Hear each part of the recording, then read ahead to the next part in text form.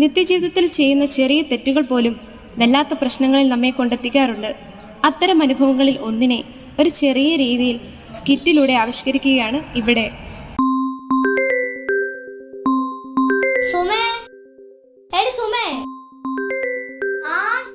ഈ ഫോൺ ബെല്ലടിക്കാൻ നിനക്ക് ചെവി കേൾക്കത്തില്ലേ? ഒന്നെങ്കിൽ ഫോൺ എടുക്ക്, അല്ലെങ്കിൽ സൈലന്റ് ആക്കി വെക്ക്. ഇതിപ്പോ എത്രാമത്തെ പ്രാവശ്യമാ? ആരാണ് നിങ്ങൾക്കൊന്ന് നോക്കിക്കൂടെ? തെക്കേരെ മറിയാമയാന്ന് തോന്നുന്നു. അയ്യോ അത് എടുക്കല്ലേ. കട്ടായി പോയോ? എന്നാ പിന്നെ നിനക്ക് ആ കോളൊന്നെടുത്ത് സംസാരിച്ചൂടെ? ഓ, പൊട്ടുകുളത്തെ മേരിയുടെ വീട്ടിൽ വെച്ച് സഹോദരിമാരുടെ മീറ്റിംഗ് നടക്കുക. അതിന് കാണാത്തന്നെ ഈ കിടന്ന് വിളിക്കുന്നത്. പറഞ്ഞതുപോലെ നിന്നാണല്ലോ മീറ്റിംഗ്. നീ എന്നാ പോകാഞ്ഞ?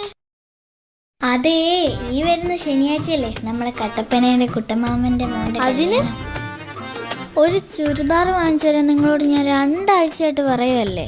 എന്നിട്ട് വാങ്ങിച്ചു തന്നോ? ഇല്ലല്ലോ. ഞാനേ ഒരു അടിപൊളി ഡ്രസ്സ് ഓൺലൈനിൽ ബുക്ക് ചെയ്തിട്ടുണ്ട്. ഇത് ഇന്ന് വരുമെന്നും പറഞ്ഞ് എനിക്കൊരു മെസ്സേജ്. ഓ, അപ്പൊ അതാണ് കാര്യം. ദേ സുമേ, സില്ലിയായ കാര്യത്തിനൊന്നും പ്രാർത്ഥന മുടക്കുന്നത് ഞാൻ പലവട്ടം പറഞ്ഞിട്ടുണ്ട്. അത് മാത്രമൊന്നുമല്ല, അല്ലേലും ആ മേരിക്ക് ഇച്ചിരി പത്രാസ് കൊള്ള വലിയ പുള്ളിയാന്ന വിചാരം. അവളുടെ ബർത്ത്ഡേക്ക് അവളുടെ മോൻ വാങ്ങിച്ചു കൊടുത്ത് 5000 രൂപയുടെ സാരി എടുത്തോണ്ട് വന്നിട്ട് എന്നെ ഒരു നോട്ടം. ഞാൻ അന്നേ ഉറപ്പിച്ചതാ അവളെ കടത്തി വെട്ടണമെന്ന്. ഞാൻ ഓർഡർ ചെയ്തേക്കുന്ന നല്ല 1-ാം തരം സാധനമാ മോനെ. അല്ല, പ്രാർത്ഥനയ്ക്ക് ചെല്ലാത്ത കാരണം ചോദിച്ചാൽ നീ എന്തു പറയും? അതിനാണോ വഴിയില്ലാത്ത? ഈ സുമ ആരാന്നാ നിങ്ങൾ വിചാരിച്ചത്? എൻ്റെ സുമേ, നിന്നോട് തർക്കിക്കാൻ ഞാനില്ല. ഞാൻ പറയാനുള്ളത് പറഞ്ഞു. അതെ, പശുവിനെ മാറ്റിക്കേട്ടാ മറക്കണ്ട. ഞാൻ ആ കടയിൽ വരെ പോയിട്ട് വരാം. ആ ശരി അച്ചായ. എന്നാലും എന്തൊരു കാരണം പറയാം. ബാങ്കിൽ വല്ല ആവശ്യത്തിന് പോയെന്ന് പറഞ്ഞാലോ? ഓ, ഇന്ന് ബാങ്ക് അവധിയാണല്ലോ. ഐഡിയ.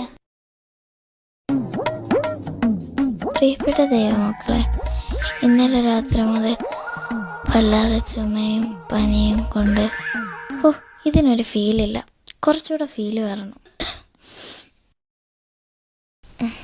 പ്രിയപ്പെട്ട ദൈവമക്കളെ, ഇന്നലെ രാത്രി മുതൽ ചുമയും പനിയായതുകൊണ്ട് എനിക്കിന്ന് സഹോദരിമാരുടെ മീറ്റിങ്ങിന് വരാഞ്ഞത്.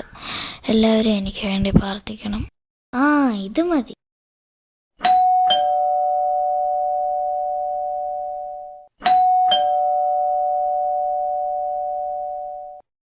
ആ, റോസമ്മയായിരുന്നോ? ആ, കയറി വാ, ഇരിക്ക്. ഞാൻ ഇച്ചിരി വെള്ളം എടുത്തുകൊണ്ട് വരാം. സുമേ, എന്താ നീ ഗ്രൂപ്പിലിട്ടെ? അതെൻ്റെ ഒരു നമ്പരല്ലേടി മോളെ. ഇനി പ്രാർത്ഥനയ്ക്ക് എന്താ വരാഞ്ഞെന്നാരും ചോദിക്കത്തില്ലല്ലോ. ഓ, അപാര ബുദ്ധി തന്നെ. പിന്നല്ലാതെ പിടിച്ചു നിൽക്കൊരു കള്ളത്തരമൊക്കെ വേണ്ട എൻ്റെ പൊന്ന് റോസമ്മേ. ആ, അത് ശരിയാ. റോസമ്മേ, നീ ഓൺലൈൻ വഴി ഡ്രസ്സ് വല്ലതും വാങ്ങിച്ചിട്ടുണ്ടോ? ഓ, എവിടുന്ന്? എനിക്ക് അങ്ങനൊന്നും ചെയ്യാൻ അറിയത്തില്ലെന്നേ.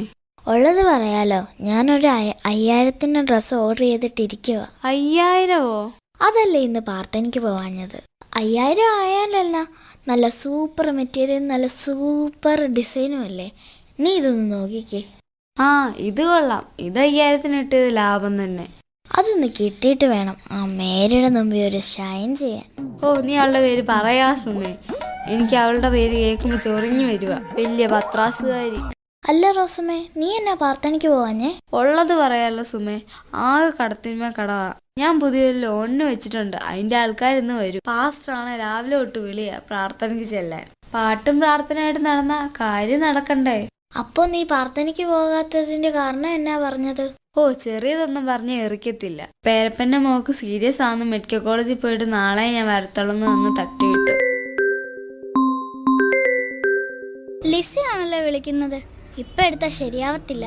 കാരണം പ്രാർത്ഥന കഴിഞ്ഞ് കാണും. എല്ലാരും കൂടെ കാണാൻ ചാൻസ് ഉണ്ട്. സുമേ, നിന്റെ കൊറിയർ വന്നു. ആ വന്നോ? ഞാൻ നോക്കി ഇരിക്കുവായിരുന്നു. കട്ടപ്പനയിലെ കുട്ടമാമന്റെ മോന്റെ കല്യാണത്തിൽ ഞാനൊരു കലക്കും. എടി സുമേ, നീ ഒന്ന് തുറന്നേ, നമുക്ക് നോക്കാം.